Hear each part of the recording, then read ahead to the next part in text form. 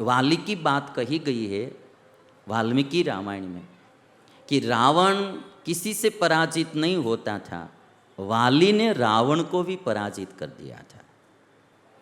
एक बार रावण को पता चला कि मुझसे मेरे समान बलवान कौन है, मेरे समान बलवान कौन है, और तब पता चला कि वाली बलवान है। तो रावण वाली के पास आया।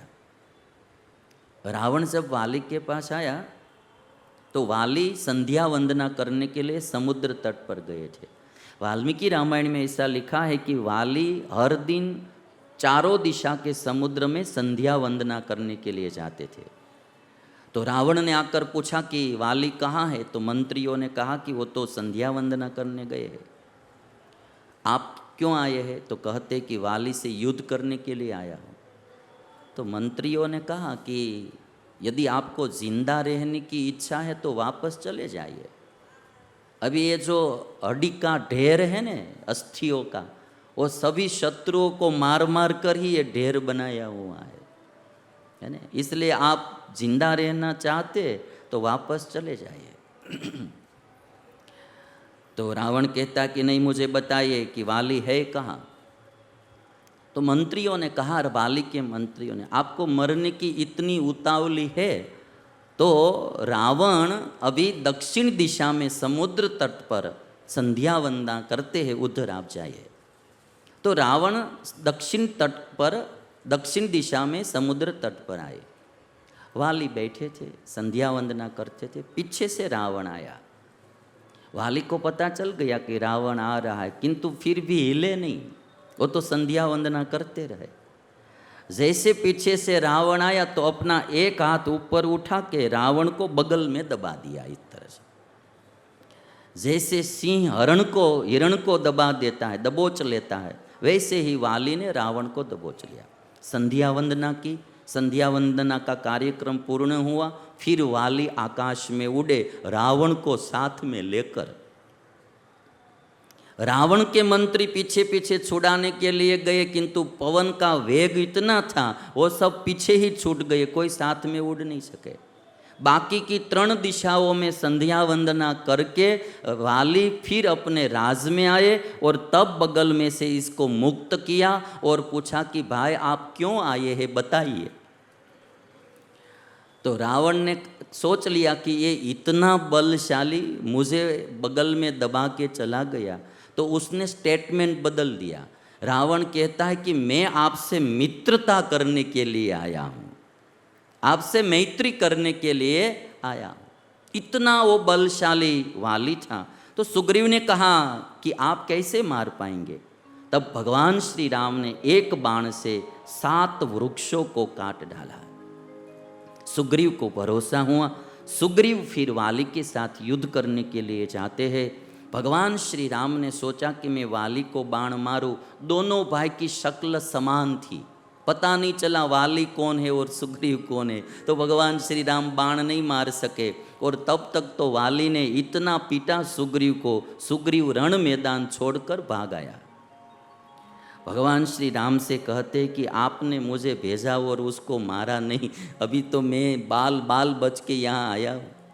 भगवान श्री राम कहते कि मैं क्या करूँ, आप दोनों भाई समान है तो मुझे कुछ पता नहीं चला। भगवान श्री राम ने तब एक माला पहनाई सुग्रीव को और सुग्रीव को फिर से भेजा। जब सुग्रीव फिर से आ रहा था लड़ाई करने के लिए, तो वाली की पत्नी थी तारा ने वाली से कहा कि सुग्रीव दोबारा जब युद्ध करने के लिए आ रहा है, सुग्रीव बहुत विचक्षण पुरुष है, उसके पीछे कोई बड़ा सहयोग होगा, सहयोग के बिना वो कभी दोबारा युद्ध करने के लिए आते नहीं। और मैंने सुना है कि अयोध्या से 2 राजकुंवर आए हैं, जरूर उनका सहयोग है, इसलिए आ रहे हैं, इसलिए आप युद्ध करने के लिए मत जाइए। पत्नी ने समझाया, फिर भी वाली माना नहीं। कभी कभी पतियों को ऐसा होता है कि मैं ही समझदार आदमी हूँ, तुमको क्या पता चले। पत्नियों को कुछ भी गिनते ही नहीं है कोई पति, ऐसी बात नहीं होती। कभी कभी अच्छी बात पत्नी की भी माननी चाहिए। पत्नी भी कभी हित की बात कहती है, कभी कहीं हमारी बुद्धि काम नहीं करती है उसकी भी कर लेती है, तो बात माननी चाहिए, है ना, बात माननी चाहिए। कोई कोई पति किसी का सुनते ही नहीं, तुझे पता नहीं चलता है, अरे भी कभी कभी उसको भी पता चलता है। रामायण में तो ऐसी बात आती है, तारा ने वाली को रोका किंतु रोका नहीं, और मंदोदरी ने रावण को भी रोका था कि आप मत जाइए, तो भी रावण नहीं रुका था। वाली फिर युद्ध करने के लिए आए, भगवान श्री राम ने एक बाण से वाली का वध किया है। वाली ने तब भगवान श्री राम से पूछा कि किष्किंधा का राजा सुग्रीव बनेगा तो मुझे आनंद है, मेरा भाई है, किंतु आपने मुझे पीछे से बाण क्यों मारा, ये तो अधर्म ही हुआ। भगवान श्री राम कहते हैं वाली से कि देखो, तुमने अपने भाई की पत्नी का अपहरण कर लिया।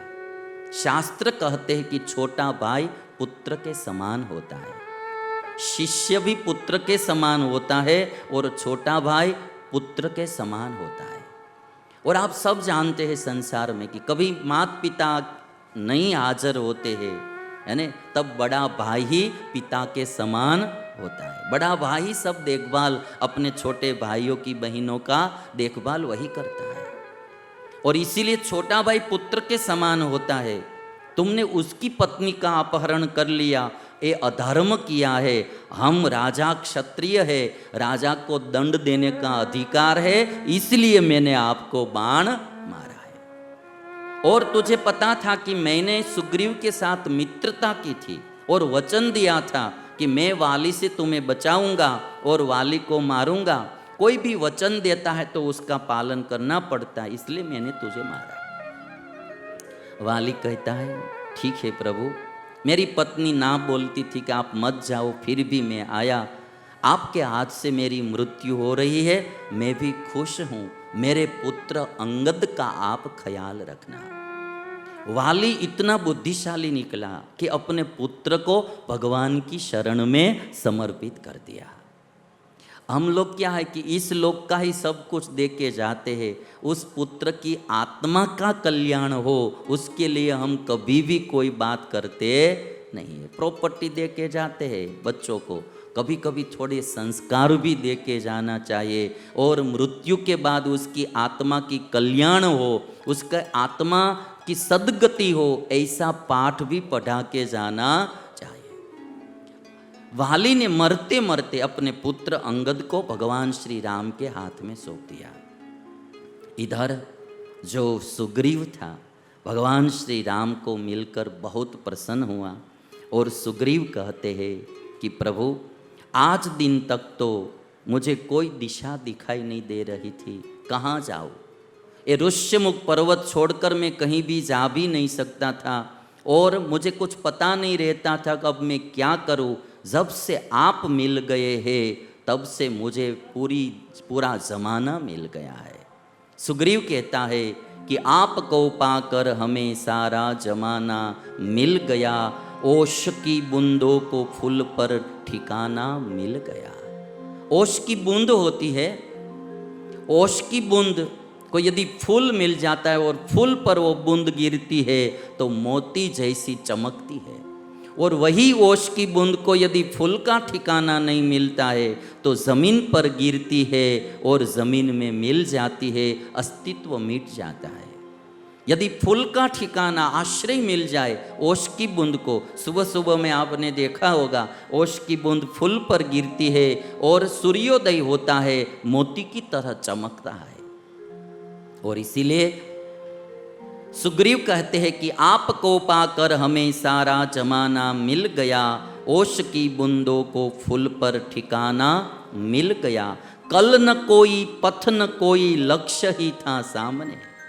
कल तक कोई पथ दिखाई नहीं दे रहा था, कोई लक्ष्य दिखाई नहीं दे रहा था। जीवन में मैं क्या करूं, कहाँ जाऊं। भाई ही शत्रु था, आदमी जाएगा कहाँ। मैं कभी कभार देखता हूँ संसार में पत्नी ही दुश्मन बनकर साथ में रहती है, वो आदमी जाएगा कहाँ, है ना। कभी कभी पति ही दुश्मन बनकर रहता है, वो जाएगी कहाँ। सुग्रीव कहता है कल न कोई पथ न कोई लक्ष्य था ही सामने, अर्थ जीवन को दिया है एक नया सा आपने। अब जीवन का एक अर्थ आपने दे दिया, आपको पाकर हमें सारा जमाना मिल गया।